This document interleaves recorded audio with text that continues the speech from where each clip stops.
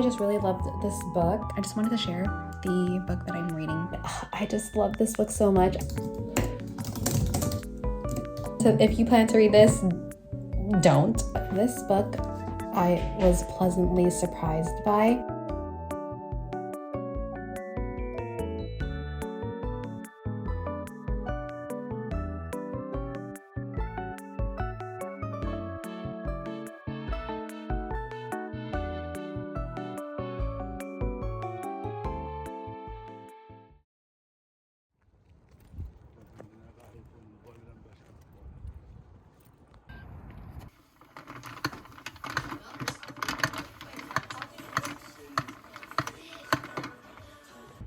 All right, so the first book that I read in the month of July was Icebreaker by Hannah Grace.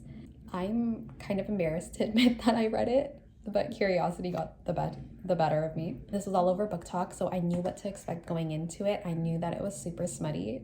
I just needed something less light, something I didn't have to focus too hard on. I borrowed the audiobook and the ebook from the Libby app. I just could not digest the book while I was reading it, so I stuck with the audiobook the whole way through. The book is about our main character, Anastasia, who is on the school's competitive ice skating team. Then we have our love interest, Nate, who is the team captain of the hockey team. They end up being forced to share the skating ring. Anastasia is not happy about it, and she is annoyed by Nate. She has an ice skating partner who's unable to practice. All of that is unsure, so she turns to Nate to help her out. And obviously, sparks fly.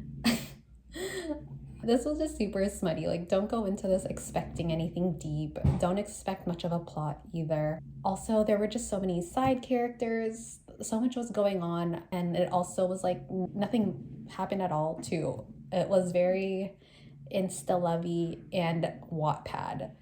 So if you plan to read this, don't, and also don't have much expectations. But yeah, this was not very good. I know better than to listen to Booktok recommendations, but here I am. Personally, I'm gonna rate this book a 2 out of 5 stars.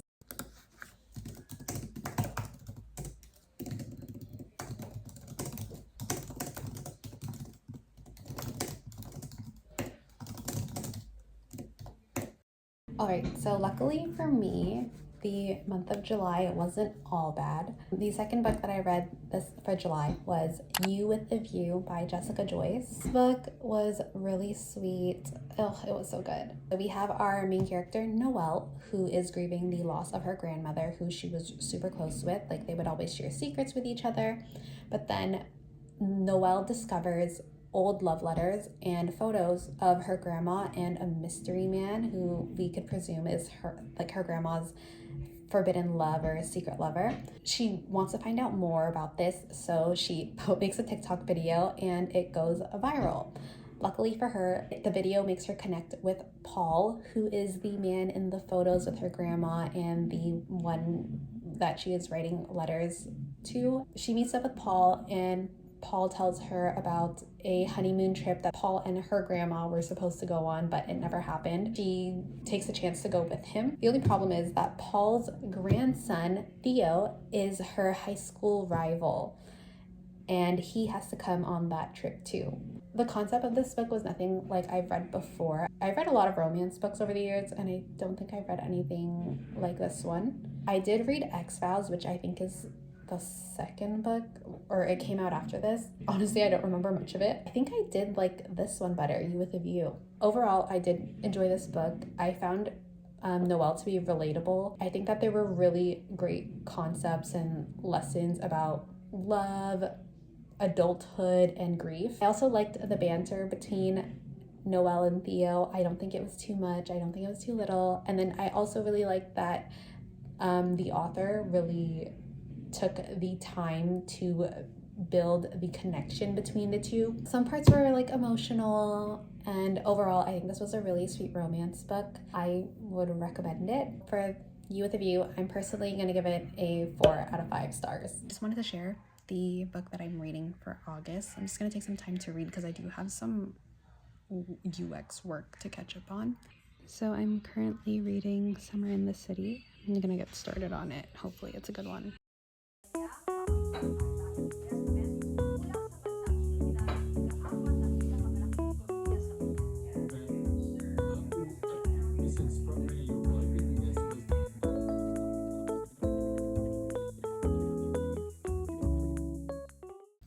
guys, I'm back. I got distracted by my day and I have class in like 45 minutes. I know it's Monday of the long weekend and I still have class. I thought it would be a good time to bring up the third book that I read this month, which was Can't Get Enough by Kennedy Ryan. This is the third book of the series and I've read the other two. Really enjoyed them. I overall just really like this series. Oh my god, Kennedy Ryan became like a new favorite author for me. The way she writes her stories, there's just so much emotion and depth. It's such a page turner. I listened to the audio book for this one. The other two I read on ebook. The narration was really good. I don't know who the voice actors were, but they were both really good because it's a dual POV of our main character Hendrix and the love interest Maverick. This story is about Hendrix, a thriving, ambitious woman in her 40s, I think. In this book, she hit a new career aspiration, like a new goal in her career aspiration.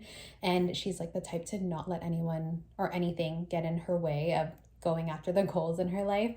Ultimately, she doesn't have time for romance. And then enters Maverick, who is a tech mogul and just super successful on his own. And they meet at a party and he's instantly drawn to her and she's really attracted to him. There is a connection there, but they both recognize more or less that if they do get together, it would be super complicated in their work life and in their personal lives. But then Maverick starts to chase her and Hendrix, she can't resist. Basically, they both realize how this can affect their careers and their lives. Really, there's like a little bit of that forbidden love aspect, which I think was done really well. Overall, I just really loved this book. I don't think I loved it as much as the first one. The first one was so good, Before I Let Go. Oh my god, that one was so good. That was definitely my favorite still. But I would still give this book 5 stars. I remember not really liking the second one. It just felt like too convenient. Everything was just falling into place just way too conveniently, and it wasn't my favorite. I would still give this a 5-star read. I recommend the series. I don't think you have to read them in order, but you definitely should. Just to get more in depth about the characters when you read book 3. Another 5-star read for July.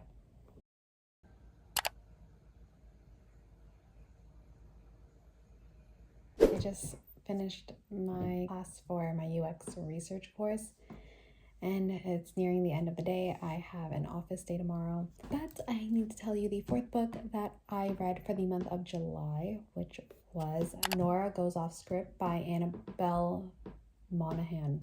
I was pleasantly surprised. I am surprised by how much I ended up liking it. So this book is about Nora, who is a Romance Channel screenwriter, and she turned her divorce into a successful script for a film. And they film at her home, and the man that is playing her ex-husband is the famous actor Leo Vance. And then once shooting wraps up, Leo is on her porch and he's like drunk, and he gives her a proposition that he'll pay her extra money if she lets him stay at her home for a week. Mind you, she also has 2 young kids. She agrees because she could use the money. Sparks fly. They fall in love. I agree with what I saw on Goodreads when it was described as a story filled with warmth, wit, and wisdom. It was definitely enjoyable. I liked all the characters. The miscommunication trope that there was, it didn't really bother me as much because I think of how it was built up. You get an understanding of where both characters were coming from. A bit frustrated, but I think it worked out in the end. This was a really sweet novel. I don't think it was that long. I also read this on the ebook. I think overall I'm gonna rate this as a 4 out of 5 stars. About Lacey, you know I would have killed them. Obviously, I'm not gonna be in cousin. Just as shady as the rest. And if you can't tell by the outfit change, it is time for bed. What a long day, but overall I had a great day. Any time off work is a great day to me. I do have one final book to share that I read in the month of July, which is Vera Wong's Guide to Snooping by Jessie Q. Sutanto. I'm so sorry if I butchered that. I definitely did. I love this book. This one was the one I most recently finished, so it's still like fresh in my brain. I love the character Vera Wong. This is like, to me, the perfect cozy mystery book. If you're unfamiliar with this series, I believe this is the second book of a series. Vera Wong is an elderly tea shop owner, and she solves crime. She meddles into people's lives. In this book in particular, she meets a young woman outside of a police station, and she can tell that this woman is in distress. So naturally, she meddles into her life, and the woman tells her that her friend is missing. Unfortunately for Vera, her son Tilly is dating an officer named Selena, and she found the file for a case, and the case was about a death of a social media influencer named Xander. But for some reason, the police can't seem to identify this person. And Vera is asked, and anyone she encounters with, no one knows who Xander is. Vera is determined to solve this case. I don't know how Jessie Q Santano does it, but she writes with so much humor and charm. I love the pacing of this book. I couldn't put this down. I read it every chance I got. I think all the characters are so great. There are multiple POVs, so if you're not into that, I get it, because honestly, even for me reading this book, it was kind of hard to remember who was who and why did we know this person and what was their significance, but you'll get used to it. I also love the relationships that Vera has built with each character. I don't know how she does it. She blends both like such an engaging and charming novel, but also with like such dark and serious undertones, but I think it was well balanced. I personally would give this book a 5 out of 5 stars. I'm still like so giddy over it. If you're looking for a book that's humorous, charming, and just a cozy mystery, I would recommend this one. I've read a few of her other novels. Dial A for Aunties, that one was really good. It was the first book I read by her, and I remember being so blown away by that book because I've never read anything like that. The first book of this series I liked, but it wasn't a 5-star read to me. And that concludes my July reading wrap up. Thank you so much for tuning in. Let me know in the comments below what you read in the month of July. What was your favorite? And if you read any of these books that I mentioned, let me know your thoughts, and I will catch you guys in the next vlog. Bye!